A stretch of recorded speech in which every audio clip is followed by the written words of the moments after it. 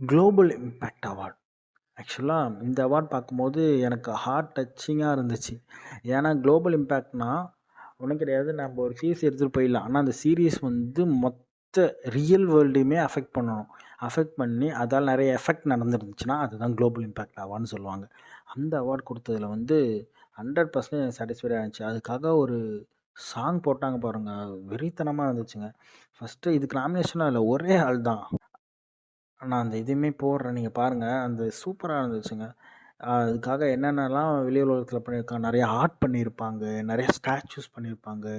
Real லைஃப்பில் வந்து அதுக்காக நிறைய பேர் வந்து எப்படி இந்த சீரீஸ் எடுத்திருக்காங்க அப்படின்னு சொல்லிட்டு வெறியினங்கள் சொல்லுவாங்கள்ல, அப்படி நிறைய பேர் இருக்காங்க. அது மட்டும் இல்லாமல் நிறைய பேர் இது மாதிரிலாம் இன்ஃப்ளூயன்ஸ் ஆகி நிறைய பேர் மூவிஸ் அது மாதிரிலாம் எடுத்திருக்காங்க. நிறைய பேர் ஸ்ட்ரீட் ஆர்ட் பண்ணியிருக்காங்க, டிஜே இது மாதிரி மியூசிக்கில் இல்லை சாண்ட் ஆர்ட்டில் நிறைய பேர் அது வந்து இன்ஃப்ளூயன்ஸ் பண்ணியிருக்குன்னு சொல்லலாம். அதனால தான் இதுக்கு வந்து இந்த அவார்ட் கொடுத்துருப்பாங்க. எனக்குமே இதை பார்க்கும்போது கொஞ்சம் வியப்பாக இருந்துச்சு. உங்களுக்குமே இருக்குன்னு நினைக்கிறேன். இந்த கமெண்ட் பண்ணுங்கள்.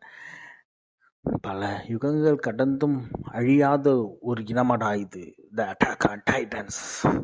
ஆக்டருக்கு தான் அந்த அவார்டு கொடுப்பாங்க, இச்சிரோ ஹயாஷிக்கு.